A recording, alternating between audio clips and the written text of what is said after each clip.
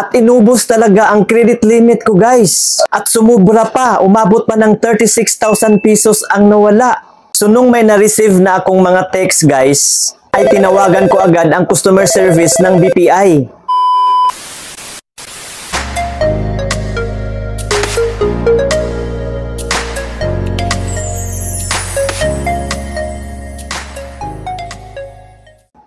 Hi guys! Magandang araw po. This is Melvin once again and welcome back to my YouTube channel.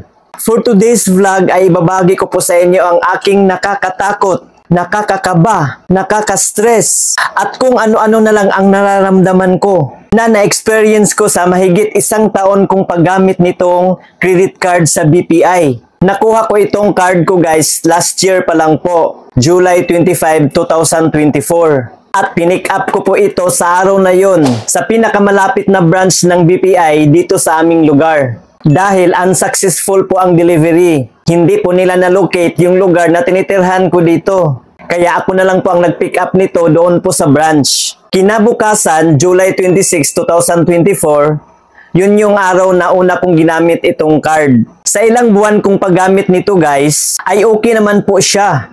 35,000 pesos po ang aking credit limit nito. Ang minimum amount due nito ay 850 pesos. Kahit yan lang muna ang ibabayad natin kapag kinapos po tayo sa budget. Kahit sumubra pa ng 30,000 pesos ang bill natin, ay ganun pa din ang minimum amount due. 850 pesos pa rin. 3% lang po ang monthly interest. Maganda naman po ang daloy ng mga purchasing transactions ko guys. Wala naman pong mga aberya kapag isa-swipe ko ito. Nakalipas ang isang taon kong paggamit nito guys. Noong June 23, 2025, this year lang po, doon na po nagsimula na may pumasok na pong mga unauthorized transactions. Ano po ba itong mga unauthorized transactions? Ito po yung mga scammers guys na nagkaroon ng access sa ating account. Yung mga transactions na kusa lang pong babawas sa ating account balance na hindi natin alam. Tulad po nitong nangyari sa akin guys noong June 23. Nagtaka na lang ako pagising ko sa umaga sa araw na yun, may mga SMS transactions na po akong nare-receive. Ito po yun sila guys oh. Ang lalaki pa ng mga halagang kinuha.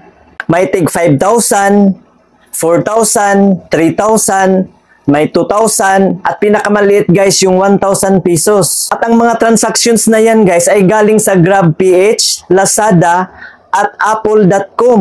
Wala naman akong mga utang sa mga kumpanyang yan At inubos talaga ang credit limit ko guys. At sumubra pa, umabot pa ng 36,000 pesos ang nawala. So nung may na-receive na akong mga text guys, ay tinawagan ko agad ang customer service ng BPI. Ituturo ko lang sa inyo later guys kung paano tatawagan ang customer service ng BPI. Kapag makaka-receive na po kayo ng ganitong mga message guys, ay tumawag kaagad tayo sa customer service ng BPI para ma-actionan kaagad ang mga agent nila at para magawa ng report. So nung tumawag na ako, tinanong po ako ng agent na kumausap sa akin kung may tumawag ba daw sa akin na humingi ng OTP or nanghingi ng mga sensitibong informasyon galing sa akin. At sinabihan ko po sila ng totoo. Wala po talagang tumawag sa akin at nanghingi sa mga sensitibong information na yan. At tinanong pa nila ako kung may mga hinuhulugan ba akong utang gamit ang aking credit card. So ang sabi ko sa kanila ay wala po. So yun, chinek po nila ang aking account. 19 unauthorized transactions pala ang na-credit sa aking account guys. Ang dami. Sa isang araw lang po yan. So yun, ginawan po nila ito ng dispute report. Maghintay daw ako ng pinakamatagal na 10 days for investigation. At nag-advise po sila na kailangang palitan ng bago itong aking credit card. At permanent block na itong aking luma. Kinakabahan po talaga ako sa araw na yun guys. Sobrang na-stress talaga ako sa mga panahong yun. Biruin nyo, 36,000 pesos yung babayaran ko kapag hindi ma-retrieve yung mga unauthorized transactions. June 23 ako tumawag sa customer service ng BPI. Pagka July 10, may na-receive na po akong text galing po sa BPI. At ito po yung message nila guys. In relation to your 19 disputed transactions, kindly expect the reversal to be reflected on your statement of account next month. So nung na-receive ko ang text ng BPI guys, medyo kumalma na po ang aking pakiramdam. Medyo nabawasan na po yung stress ko that time. So in-expect ko by August ay babalik na po yung aking credit limit. Pero good news, July 20 pa lang ay bumalik na po ang aking credit limit na 35,000 pesos. So okay na yun siya guys. Nasolve na po ang problema ko dyan. Noong July 14 ay nakuha ko na ang aking bagong credit card. Ito po yun. Naging dalawa na po ang aking credit card. Ito yung luma, ito yung bago. Pero hindi na magamit itong luma dahil naka-permanent blank na po ito. After mga ilang araw nung nakuha ko itong aking bagong card, may tumawag sa akin at nagkunwaring agent daw po sila ng BPI. At nag-o-offer po sila sa akin ng rewards. May matatanggap daw akong rewards worth 5,000 pesos. At cash daw po ito na makuha ko. So na-surprise ako guys. May mga instructions pa silang binigay sa akin guys bago ko raw ito makuha. Maya-maya ay may text na akong na-receive galing sa BPI. Hindi local numbers ang lumabas sa aking inbox guys ha. Sa BPI po talaga galing. At sabi nung agent na kumausap sa akin ay ibigay ko raw yung OTP na sinend sa akin ng BPI para makuha ko raw yung aking rewards. So naniniwala naman ako, BPI kasi yung nag-text eh. Sa katangahan ko at sa sobrang excited ko na makatanggap ng rewards, ay binigay ko po yung OTP sa agent. 10,000 pesos plus pala yun.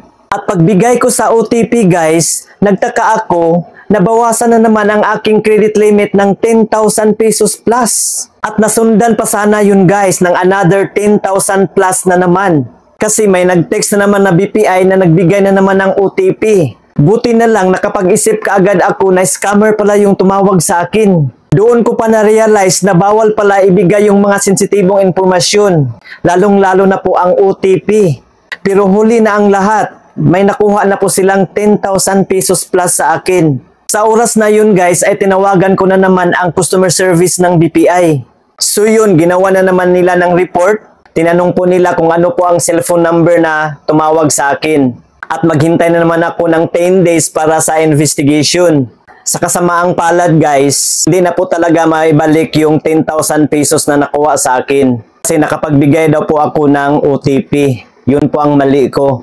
So babayaran ko talaga yung 10,000 pesos plus na nakuha ng scammer.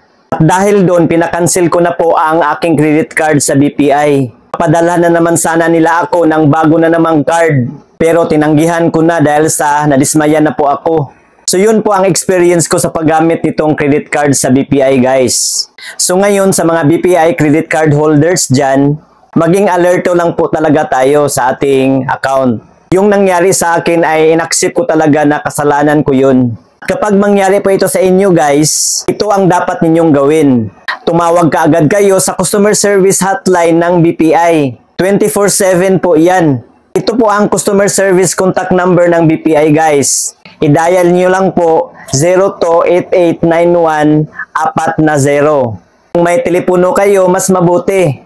Dahil kapag cellphone po ang gamitin natin sa pagtawag, ay kailangan pong may regular load po tayo. Or may promo load naman dito guys sa Talk and Text SIM na pwede pong makatawag sa landline. At kapag na-dial na po natin yung customer service hotline ng BPI, ay may prompt operator na sasagot. May pagpipilian po tayong number na i-dial kung saang department dapat nating i-report ang ating concern.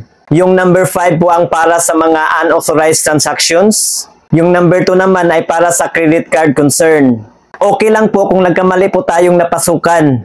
I-forward naman tayo ng agent kung saang department po narapat ang ating concern. Ihanda lang po natin ang ating credit card number or ang ating customer number. Dahil yan po ang unang hingiin sa atin ng agent na kumausap sa atin.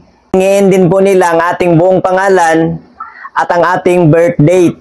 At yan lang po ang mga info na hingiin nila sa atin guys. At pagkatapos natin i-share sa kanila ang ating concern, ay magbibigay na po sila ng advice at gagawa na po sila ng report tungkol po sa ating concern. At paalala lang po, mag-ingat po talaga tayo sa mga nagkunwaring tumatawag sa atin na nagkunwaring mga BPI agent. At nag-o-offer ng mga rewards, mga bonus, at kung ano-ano pang mga ino-offer nila. At humihingi ng mga sensitibong informasyon tulad po ng OTP at detalye ng ating credit card para hindi po mangyari sa inyo ang nangyari sa akin. So that's all for today guys.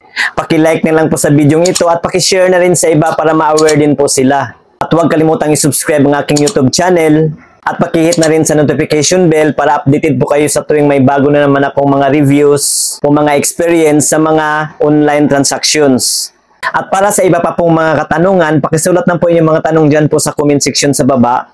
So yun lamang po guys, maraming salamat sa panonood. God bless us all. Goodbye.